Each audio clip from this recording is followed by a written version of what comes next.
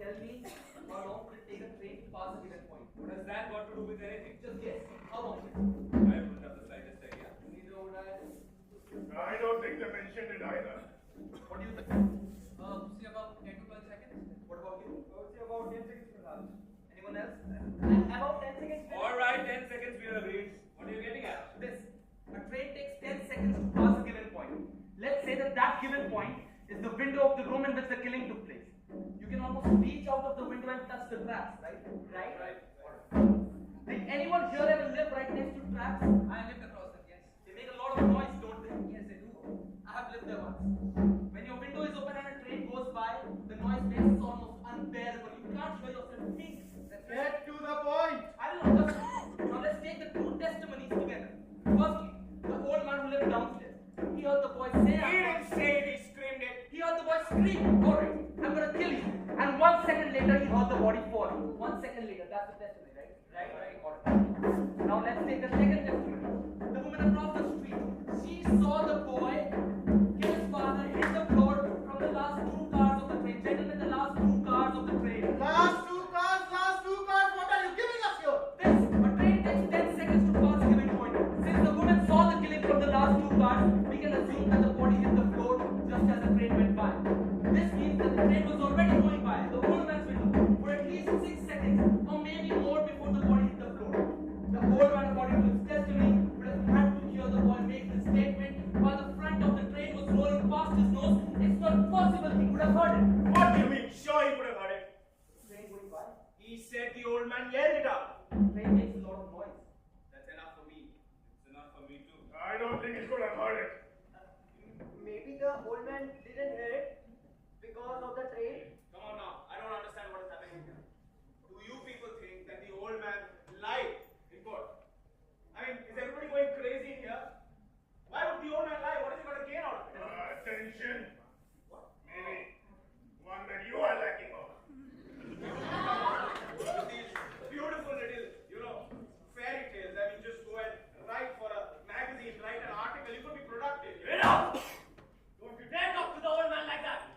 Is this the way you talk to elderly people? Please, relax. Sit down, please. Relax. The audacity! Sit down. Relax.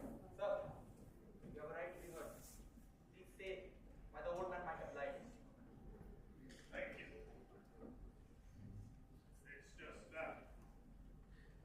I looked at the old man back in that courtroom for a very long time. The seam on his jacket was straight under his arm.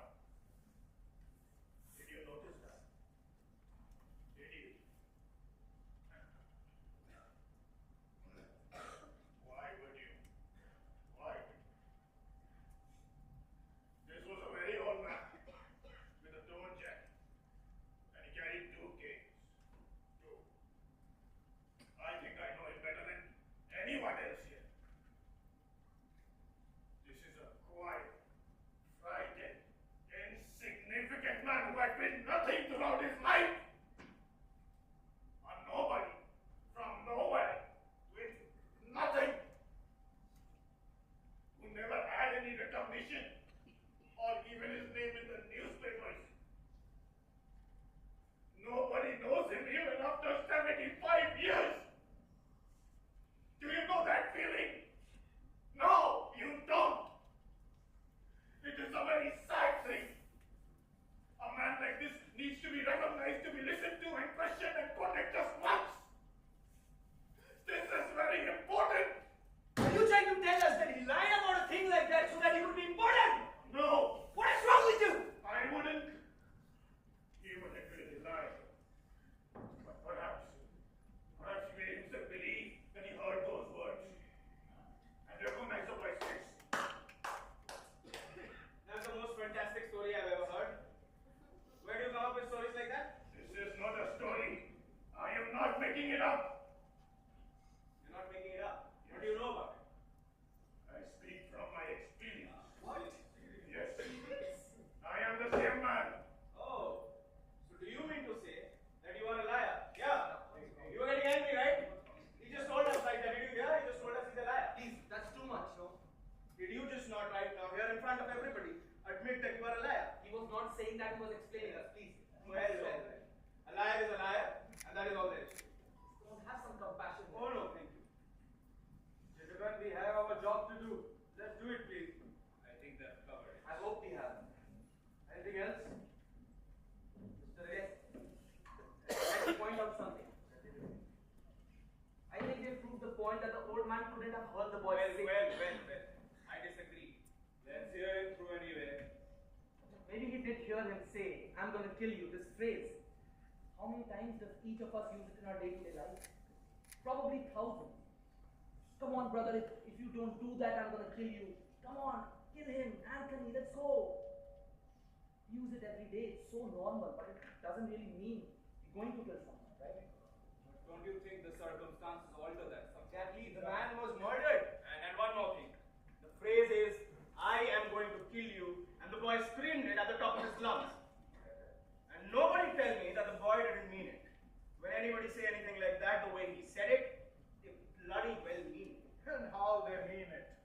You really think that the boy would shout out a thing like this so that the whole neighborhood would hear it? No.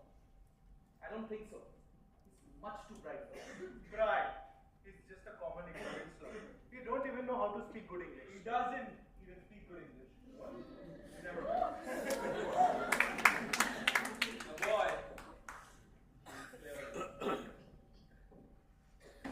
Mr. Foreman, I would like to change my vote to not guilty. Are you sure? Yes, I'm sure. Why did you change your vote? I think there's a doubt. Can't you see it? What? Where is your doubt? There's a knife. Oh, fine. He talked you into believing a fairy tale, didn't he? Go on. Give us the reasons.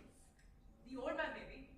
Maybe he lied in court. Maybe he didn't lie in court. Maybe he has something against the boy. Come on, I think there's a reasonable doubt here, sir. What are you basing it on, huh? Stories that this guy just made up. He ought to write for detective journals, you know. He done a fox shoot. Listen, the boy had a lawyer, didn't he? Why did his lawyer bring up all these points up? Because lawyers can't think of everything, sir. Oh, brother. You sit in here and pull stories out of thin air. And now we are supposed to believe that the old man didn't go out of bed, run to the door, and see the boy go downstairs 15 seconds after the killing. That is what you're saying? That's the testimony, I believe. And I remember it. Yes, I remember it that the old man swore to this only so that he could be important. Did you just say that the old man ran to the door? Ran, what was the difference? He got there. No, but I can't see how the old man could run to the door. Went. Old man said that he went from his bedroom to the front door. Now, if that isn't enough. Gentlemen, where was the bedroom again? Down the hall somewhere. Down the hall somewhere. Are we here to send a man off to die because it was down the hall somewhere? Well, I thought you remember everything No, from the sir. case. I don't. Nobody does. Mr. Foreman, I'd like to look at the diagram of the apartment, please. Hey, why don't we have them run over the tiles so that you can get everything straight, huh? Down the hall somewhere. Do you know where exactly it is? Down the hall. We are sending a man off to die down the hall somewhere. Do you know? Mr. Foreman. I heard you. Hey, now, excuse me. What is this one for now? And how come you're the only one in the room? You also keep seeing exhibits all the time? Right, I want to see this one. And They so say do now, I. stop wasting time. I also want to see this. I don't care if you want to see this. This is an absolute ridiculous waste of time. Are you going to start wading through all that nonsense about where the body was found? No. We're going to find out how a man who has had 2 strokes in the past 3 years walks with a pair of canes could get to the front door in 15 seconds. He said 20 seconds. He said 15 seconds. 15 seconds, 20 seconds. How could an old man like that does a thing like it, huh? He said 15. He was very positive about it. I mean, Unlike you. Listen. The old man is so aged, confused, he's so old. He was unsure about most of the things in court. How could he be so sure about anything? What? No, we don't. Maybe you. Is this what you wanted? Yeah. Wake me up when all this, okay? We all went through that diagram 1,000 times in the court. Enough is enough! Some of us we are boss. Alright, this is the apartment in which the killing took place. The old man's apartment is directly beneath it and exactly the same. These are the cracks. Here's the bedroom, another bedroom. This is the kitchen, bathroom, this is the living area, and this is the hall. Here are the stairs, and this is the The old man was in the bed in this room. He says he got up, went out into the hall, down to the front door, and opened it and looked out just in time to see the boy racing down the stairs. Right? That's right. I like the story. 15 seconds after he heard the body fall. Correct. The bed was at the window. It is 12 feet from the bed to the bedroom door, and the length of the hall is 43 feet and 6 inches. He would have had to get up off his bed, get his in, walk 12 feet, open the bedroom door, walk 43 feet, open the front door, 15 seconds. Do you think it's possible? Of course it's possible. I don't see why not. And remember, he must have heard the scream, so he was in a hurry. He can only walk very slowly. They have to help him into the witness chair. Come on now, you make it sound like a long walk. It's not. For an old man who uses canes, it's a long walk for your kind information.